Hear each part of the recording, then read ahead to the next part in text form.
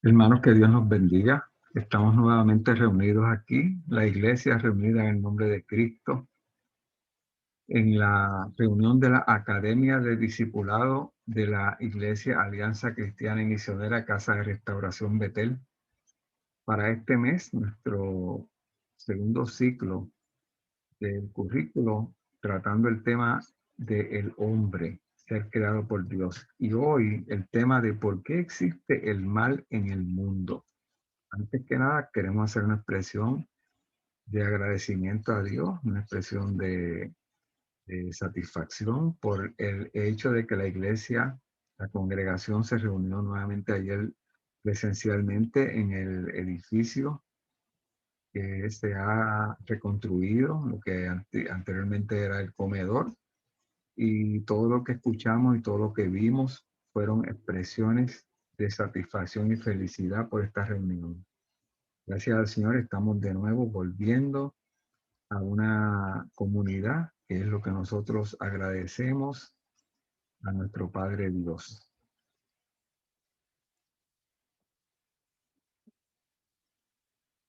¿Cómo nos explicamos el sufrimiento? El sufrimiento provocado por las acciones de los seres humanos, lo que yo hago, lo que todos hacemos, o el sufrimiento provocado por los eventos de la naturaleza, terremotos, huracanes. ¿Cuál es la causa del mal y del dolor que el mal ocasiona en el mundo? ¿Será que Dios lo creó o que Dios lo decidió así? ¿O que Dios no puede evitarlo? ¿O que Dios nunca nos ha de revelar la contestación? ¿Que nunca lo entenderemos? ¿Será que Dios lo permite? Esa palabra permitir es sinónimo de consentir, de acceder, de tolerar, de aprobar, de pasar por alto, de sufrir, de aguantar algo. Las personas que nos escuchan afirmar que Dios lo permite merecen una explicación y merecen una explicación fundada en la fe. Les podemos llevar a error pensando que Dios permite porque consiente o porque tolera o porque aprueba el mal. Permitir, si usted lo busca en el diccionario, quiere decir no hacer nada para impedir que ocurra o que se haga algo. El Dios bueno permite entonces el mal. El Dios bueno eh, accede al mal. ¿Será que nosotros podamos explicar mejor esto? ¿Será que nosotros, por el contrario, debemos imponer nuestra fe a la gente? Debemos decirle, esto es así, no lo cuestione. Podemos explicarlo desde un punto de vista de fe con fundamentos. En primera de Juan 5:4 dice, porque todo lo que es nacido de Dios vence al mundo. Y esta es la victoria que ha vencido al mundo, nuestra fe. La fe que vence al mundo debe poder discernir la bondad de Dios en medio de las manifestaciones del mal. Mi fe debe poder entender el dolor, el temor, las oraciones no contestadas o aquellas oraciones que fueron contestadas de una forma que era la que yo no deseaba, las amenazas que sentimos en este mundo. La falta de fe con fundamentos nos puede llevar a una caída en pecado, una caída dolorosa. ¿Cuál sería la consecuencia de creer equivocadamente que la bondad divina es imperfecta, que Dios no es perfectamente bueno? ¿Cuál sería la consecuencia para nuestra generación joven, las personas que van a sostener la congregación de la iglesia en el tiempo futuro? Nuestra generación joven merece una respuesta. Podemos darle una respuesta. Dios nos puede ayudar a darle una respuesta. ¿Cuál es la razón principal por la que la gente no cree realmente que Dios existe? Que un Dios bueno no permitiría el dolor y el mal a menos que no fuera tan poderoso para evitarlo. Esa idea que le da vueltas por la cabeza a la humanidad posiblemente es la que lleve a tantas personas a la confusión respecto a la bondad de Dios y a los atributos reales de nuestro Dios Padre.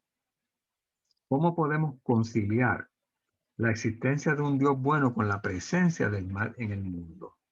Es posible afirmar la existencia de Dios, el poder de Dios, la bondad de Dios y que sea creíble para la mentalidad de nuestro tiempo.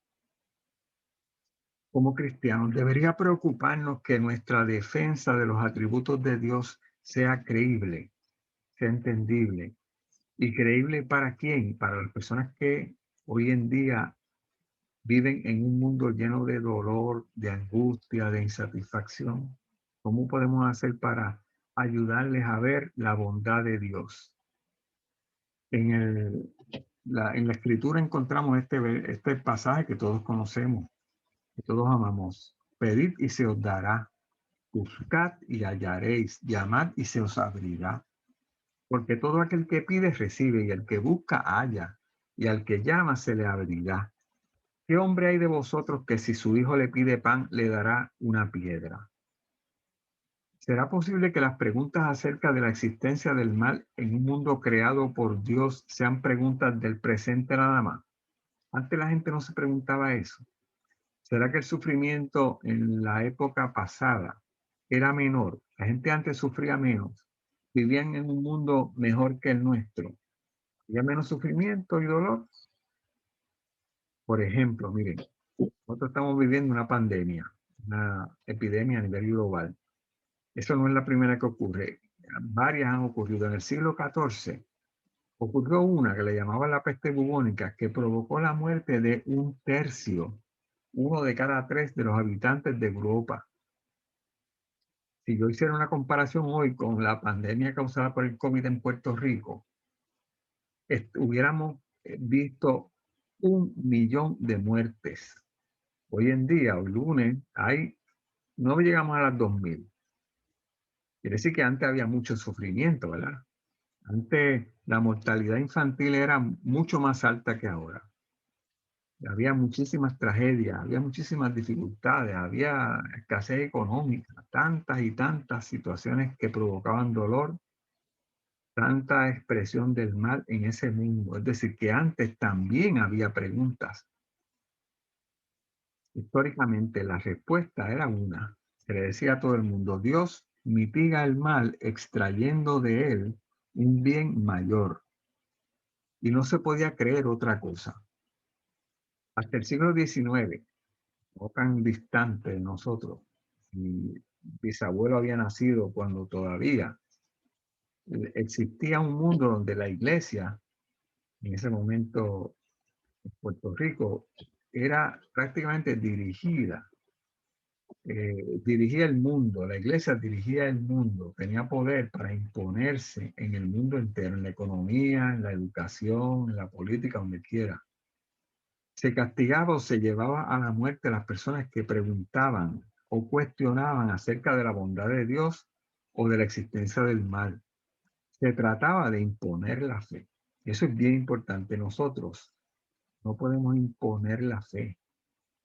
Se llamaba la Santa Inquisición la institución dirigida a inquirir y a imponer la fe.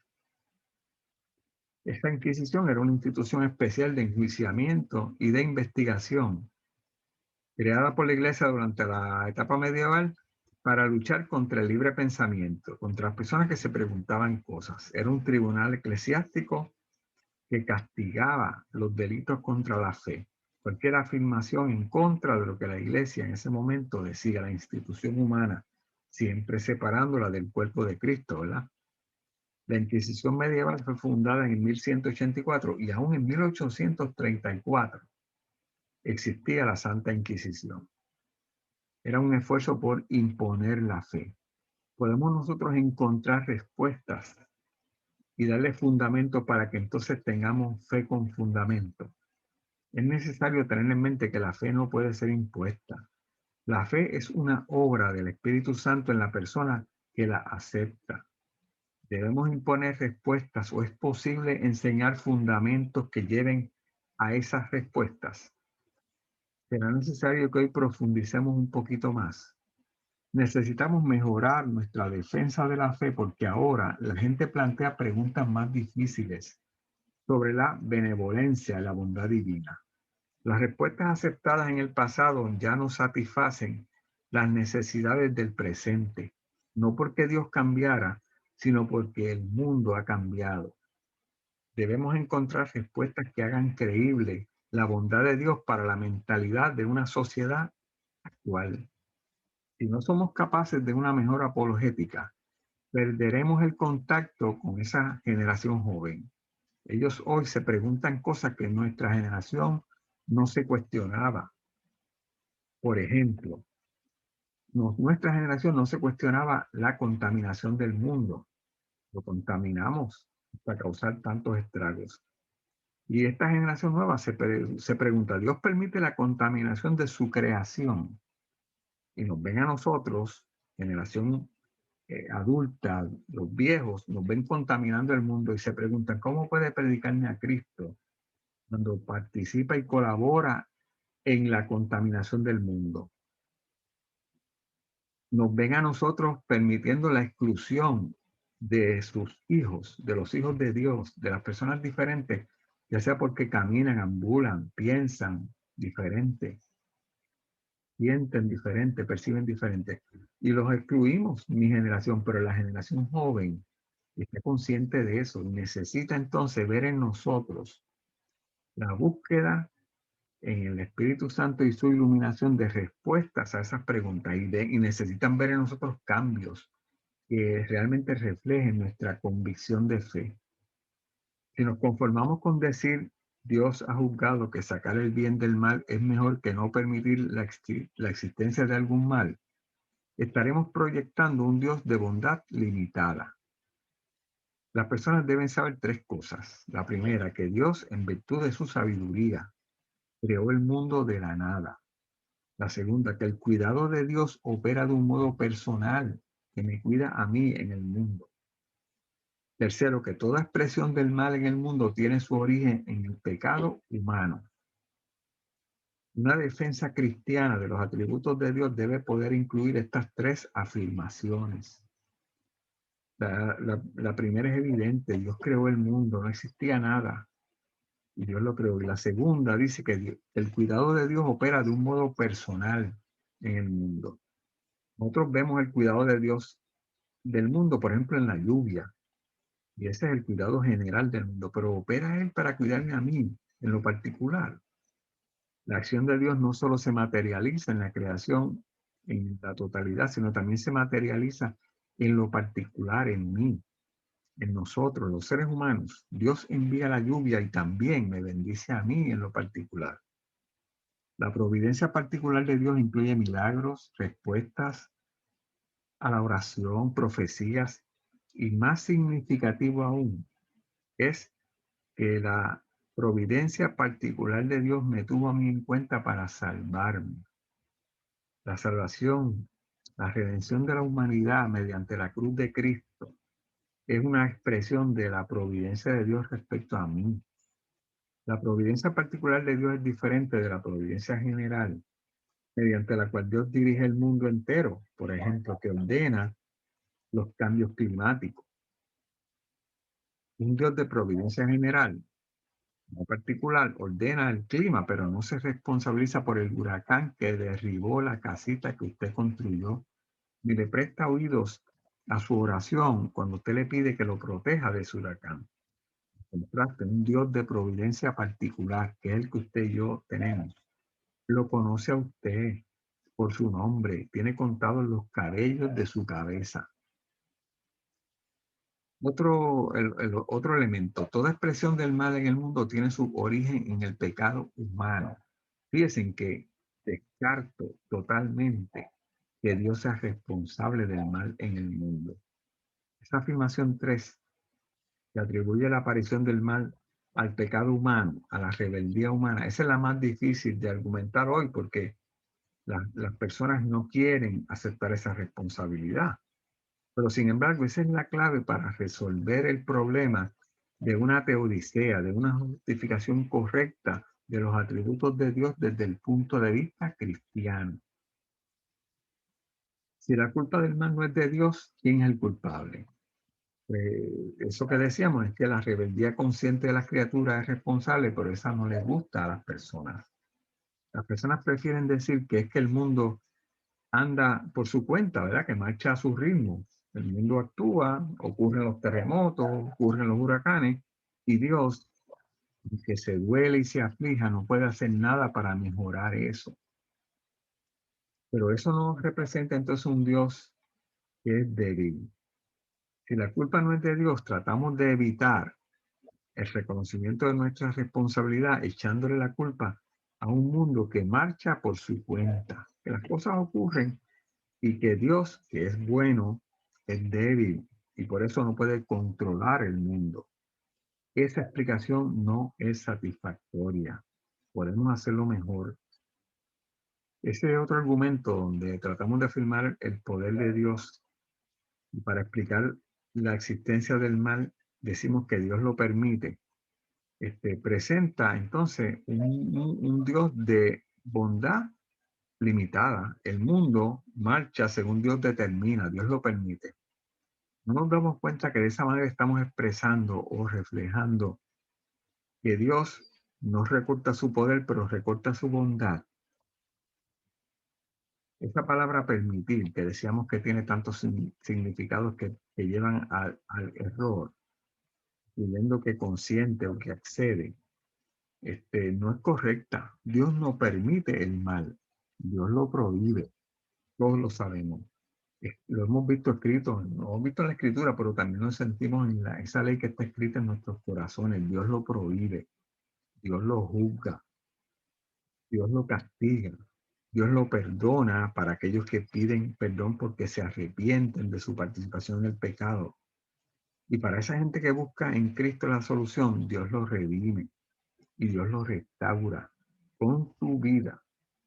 Qué sacrificio tan valioso, tan increíble para lidiar con el mal, porque Dios no permite el mal, Dios lo aborrece. Hoy en día tampoco aceptamos que el mal en el mundo tiene su origen en el pecado humano. No queremos aceptar eso. En Génesis 3, los seres humanos son tentados por una serpiente. Tradicionalmente pensamos que la serpiente es Satanás. Afirmamos que es Satanás y que es un ángel caído. Entonces le echamos la culpa a ese ángel caído del dolor, del mal y del pecado en el mundo. Seguimos buscando maneras de soslayar esa responsabilidad. ¿Cuál es la pregunta más importante acerca del origen del mal? La pregunta fundamental no es si el primero que pecó fue Lucifer, sino preguntarnos si nosotros también hemos pecado. Si todo el mal que existe en el mundo se puede relacionar a la humanidad, y eso me incluye a mí y a su pecado. La humanidad deja entrar el mal en el mundo, representa nuestra incapacidad de controlar la puerta de acceso del pecado, que es el causante del mal.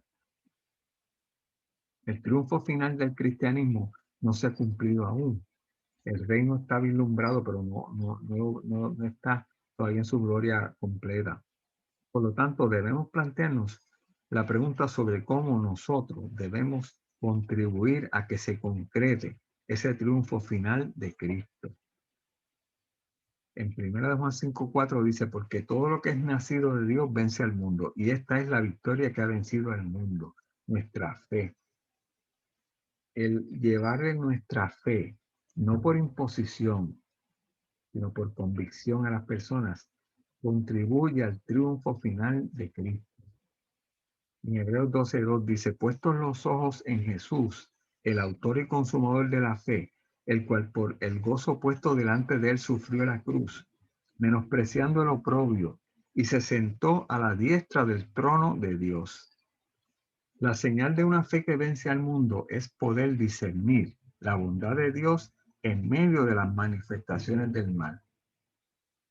Cuando sufro, cuando yo carezco, cuando yo pierdo a alguien, cuando yo pierdo algo, cuando vivo alguna calamidad, Dios sigue siendo bueno.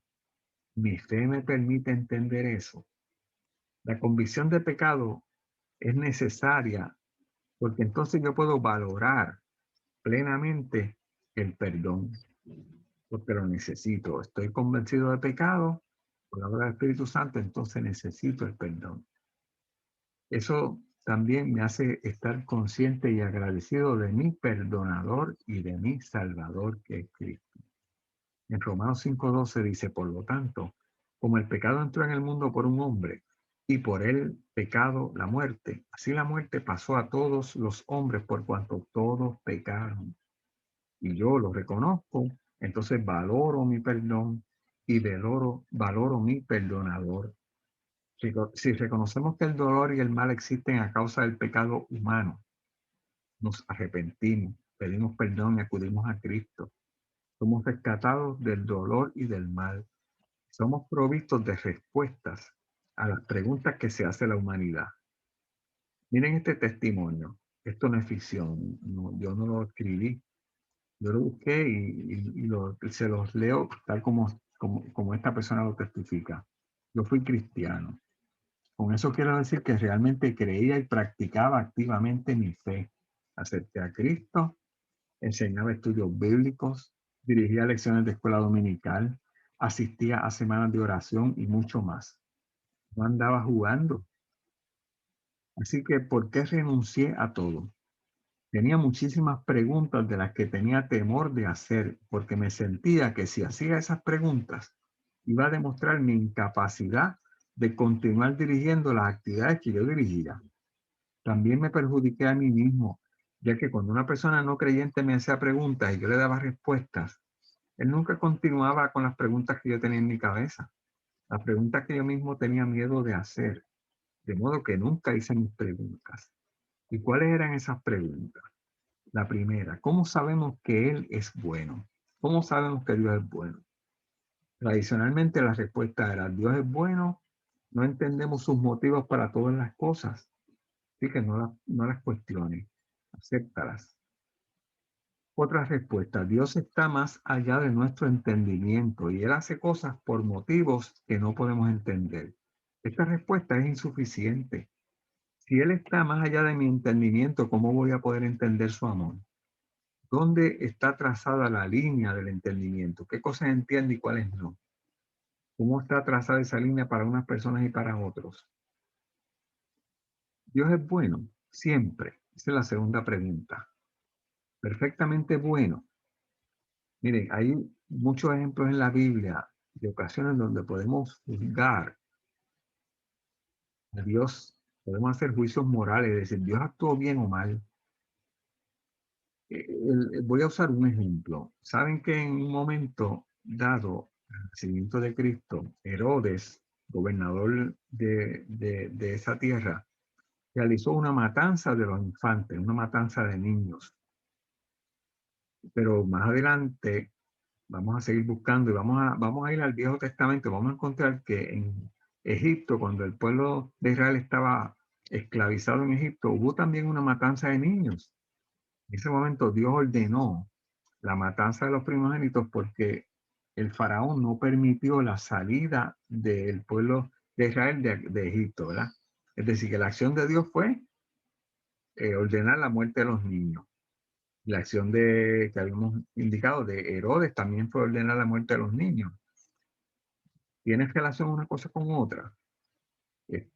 Diríamos entonces, no podemos explicar por qué Dios lo hizo. Pues sí, lo podemos explicar. Dios no estaba obrando como Herodes para preservar su autoridad, por lo que motivó a Herodes. Dios estaba obrando para preservar las vidas de miles de personas y para crear un testimonio que hoy nos bendice a nosotros. Lo estamos utilizando hoy. Así que los motivos eran diferentes. También juzgamos a Dios por quitar la vida. Herodes ordenó quitar la vida. Dios ordenó quitar la vida. Pero ¿quién era el dueño de la vida? Herodes no, pero Dios sí. Por lo tanto, eso parece malo desde el punto de vista humano, pero no lo es. Dios en particular tiene el derecho de dar porque la dio y de tomar porque la puede tomar la vida humana. La vida es de Dios.